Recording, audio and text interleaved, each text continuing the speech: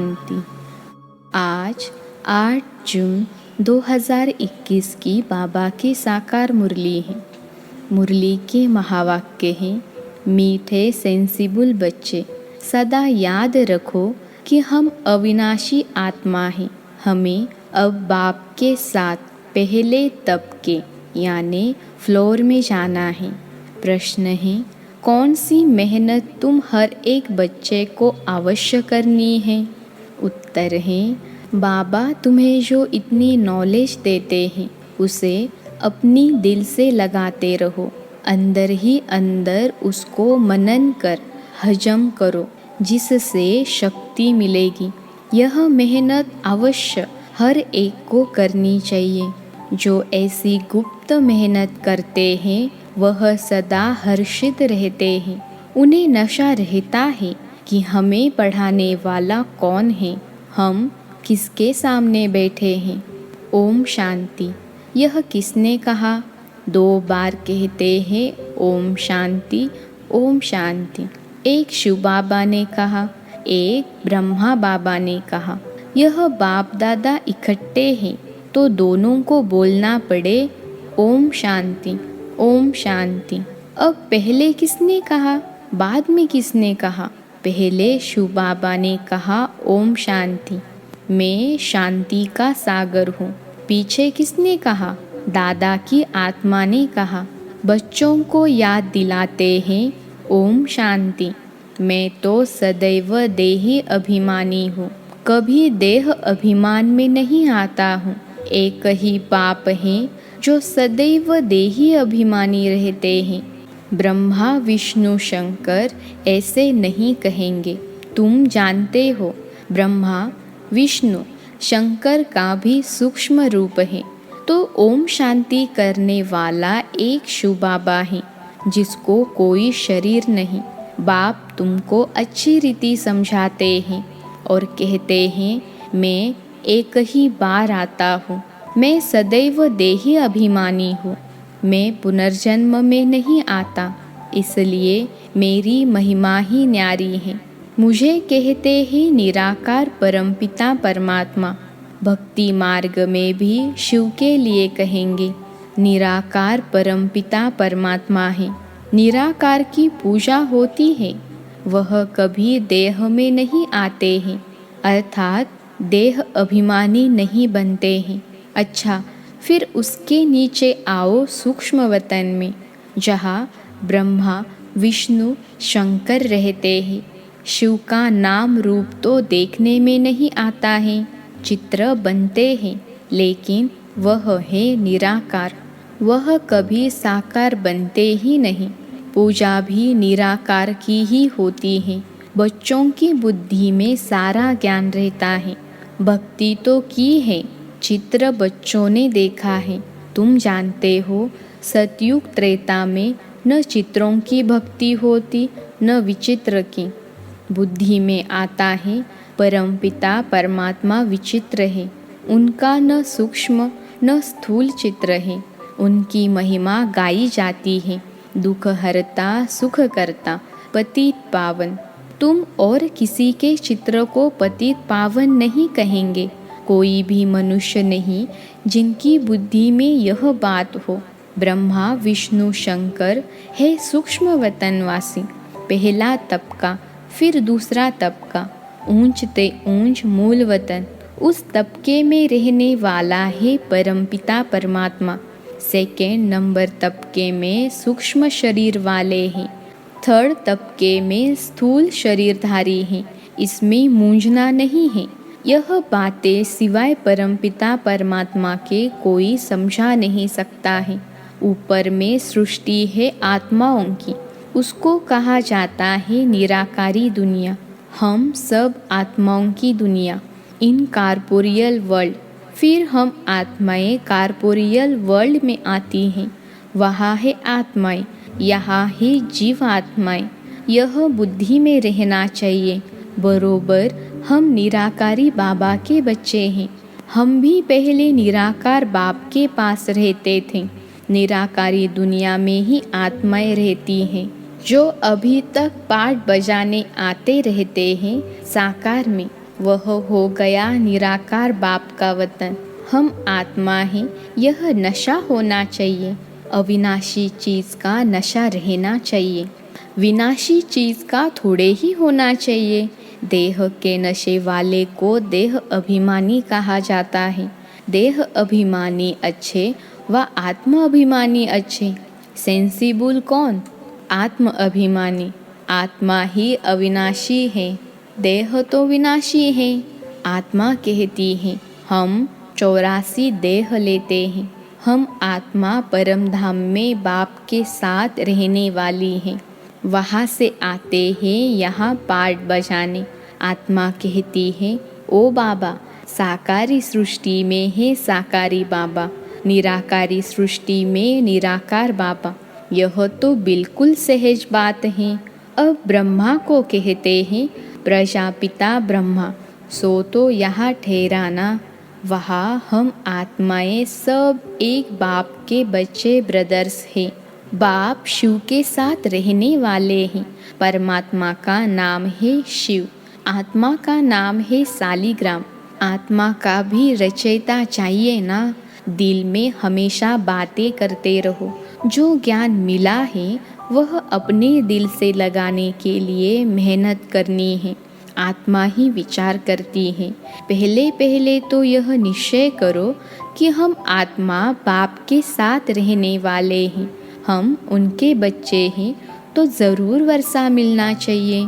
यह भी तुम जानते हो कि यह जो आत्माओं का झाड़ है उनके पहले ज़रूर बीज होता है। जैसे सिजरा बनाते हैं, बड़ा बाप, फिर उनसे 2-4 बच्चे निकले, फिर उनसे और निकलते। एक दो वृद्धि को पाते पाते झाड़ बड़ा हो जाता है।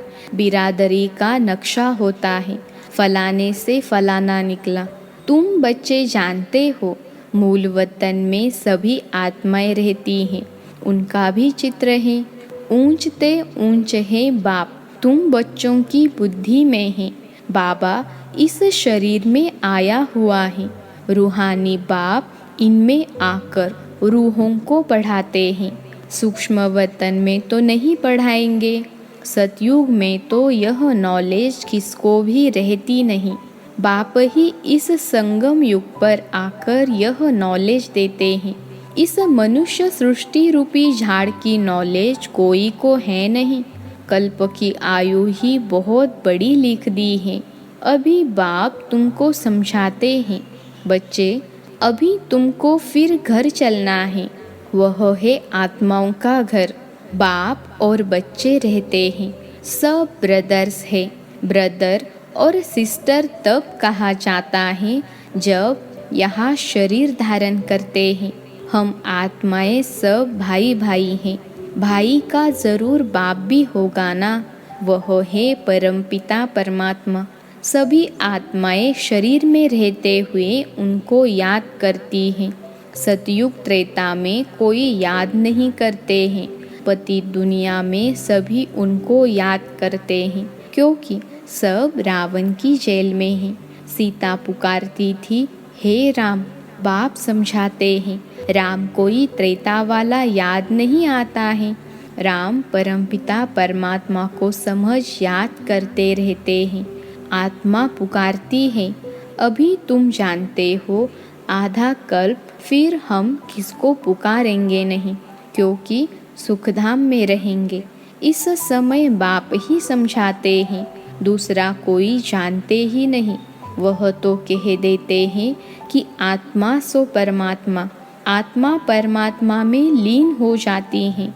बाप समझाते हैं, आत्मा तो अविनाशी है, एक भी आत्मा का विनाश नहीं हो सकता। जैसे बाप अविनाशी, वैसे आत्मा भी अविनाशी है।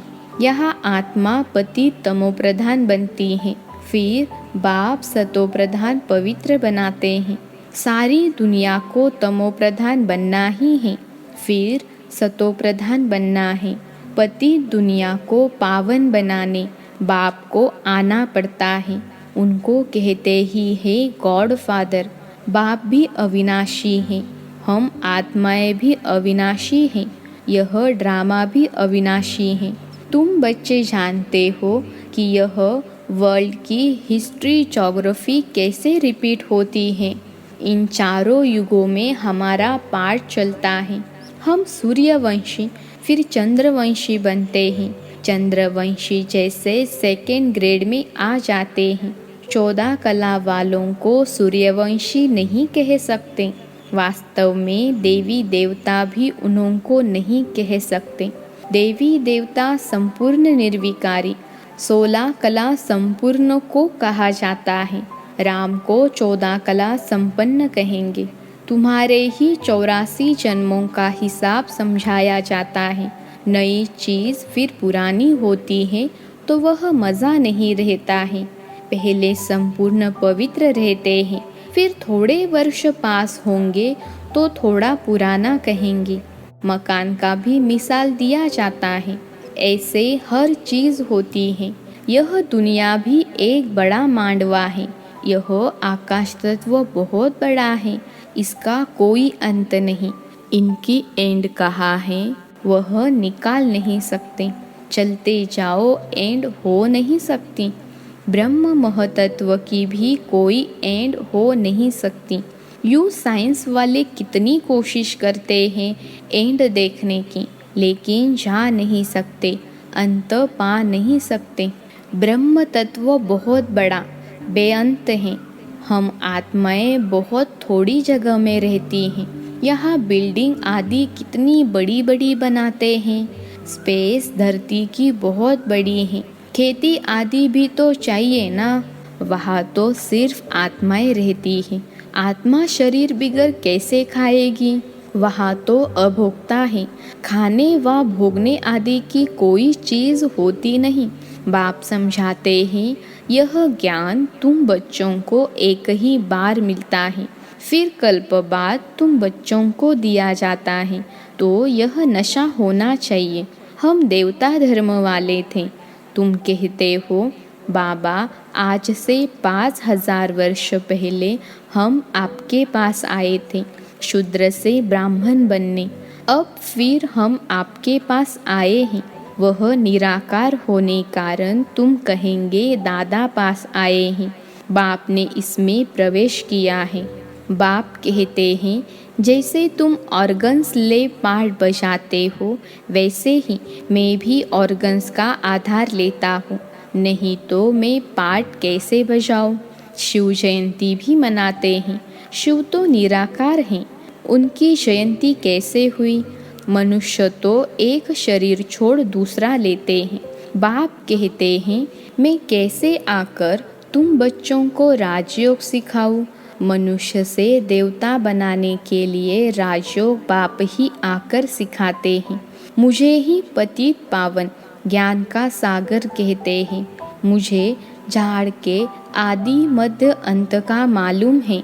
तुम बच्चे समझते हो बाबा इसमें प्रवेश कर हमको सब नॉलेज समझाते हैं।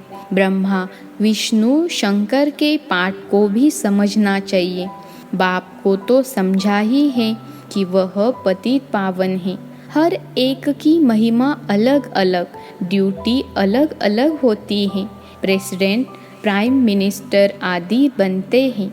आत्मा कहती है यह मेरा शरीर है, मैं प्राइम मिनिस्टर हूँ। आत्मा शरीर के साथ न हो तो बोल न सके। शिव बाबा भी है निराकार। उनको भी बोलने के लिए कर्मेंद्रियों का आधार लेना पड़ता है। इसलिए दिखाते हैं मुख से गंगा निकली। अब शिव तो है बिंदी, उनको मुख कहाँ से आया। तो इसमें आकर बैठते हैं। उससे ज्ञान गंगा बहाते हैं। उससे ज्ञान गंगा बहाते हैं। बाप को ही सब याद करते हैं। हे पतित पावन आओ, हमको इस दुख से छुड़ाओ। वही बड़े ते बड़ा सर्जन है। उसमें ही पतितों को पावन बनाने का ज्ञान है। सर्व पतितों को पावन बनाने वाला एक सर्जन है। सतयुग में सब निरोगी होते हैं। यह लक्ष्मी नारायण सतयुग के मालिक हैं। इसको ऐसे कर्म किसने सिखाए जो ऐसे निरोगी बने। बाप ही आकर श्रेष्ठ कर्म सिखलाते हैं। यहाँ तो कर्म ही कूटते रहते हैं। सतयुग में तो ऐसे नहीं कहेंगे कि कर्म ऐसे हैं। वहाँ कोई दुख रोग होता नहीं। यहाँ तो एक दो को दुख ही देते रहते हैं। सतयुग त्रेता में दुख की बात होती नहीं। जो कहा जाए कि यह कर्मों का भोग है। कर्म अकर्म विकर्म का अर्थ कोई समझ ही नहीं सकते हैं। तुम जानते हो, हर एक चीज़ पहले सतो प्रधान फिर सतो रजो तमो बनती हैं। सतयुग में 5 तत्व भी सतो प्रधान रहते हैं। हमारे शरीर भी सतो प्रधान प्रकृति के हैं। फिर आत्मा की 2 कला कम होने से शरीर भी ऐसे बनते हैं। सृष्टि की भी 2 कला कम हो जाती हैं। यह सब बाप ही बैठ समझाते हैं, दूसरा कोई समझा न सके। अच्छा, मीठे मीठे सिखिलते बच्चों प्रति माता पिता बाप दादा का याद प्यार और गुड मॉर्निंग। रूहानी बाप की रूहानी बच्चों को नमस्ते। हम रूहानी बच्चों की रूहानी माता पिता बाप दादा को याद प्यार गुड मॉर्निंग और नमस्ते बाबा नमस्ते। धारणा के लिए मुख्य सार पहली पॉइंट है, अभी से ही बाप की श्रीमत पर ऐसे श्रेष्ठ कर्म करने हैं जो फिर कभी कर्म कूटने न पड़े, अर्थात कर्मों की सजाएं न खानी पड़े। दूसरी पॉइंट है, किसी भी विनाशी चीज़ का नशा नहीं रखना है। यह देह भी विनाशी है, इसका भी नशा नहीं रखना है। सेंसिबल बनना है। आज का वरदान है, फरमान की पालना द्वारा सर्व अरमानों को खत्म करने वाले माया प्रूफ भव। फरमान की पालना द्वारा सर्व अरमानों को खत्म करने वाले माया प्रूफ भव। विश्लेषण है, अमृत वेले से लेकर रात तक दिनचर्या में जो भी फरमान मिले हुए हैं, उसी प्रमाण अपनी वृत्ति, दृष्टि, संकल्प, स्मृति, सर्विस और संबंध को चेक करो। जो हर संकल्प, हर कदम फरमान को पालन करते हैं, उनके सब अरमान खत्म हो जाते हैं। अगर अंदर में पुरुषार्थ का व सफलता का अरमान भी रह जाता है, तो ज़रूर कहाँ न कहाँ कोई न कोई फरमान पालन नहीं हो रहा है। तो जब भी कोई उलझन आए तो चारों ओर से चेक करो, इससे माया प्रूफ स्वतः बन जाएंगे। आज का स्लोगन है, अपनी सूक्ष्म कमजोरियों का चिंतन करके उन्हें मिटा देना, यही स्वचिंतन है। अपनी सूक्ष्म कमजोरियों का चिंतन करके उन्हें मिटा देना, यही स्वचिंतन है। अच्छा, ओम शांति।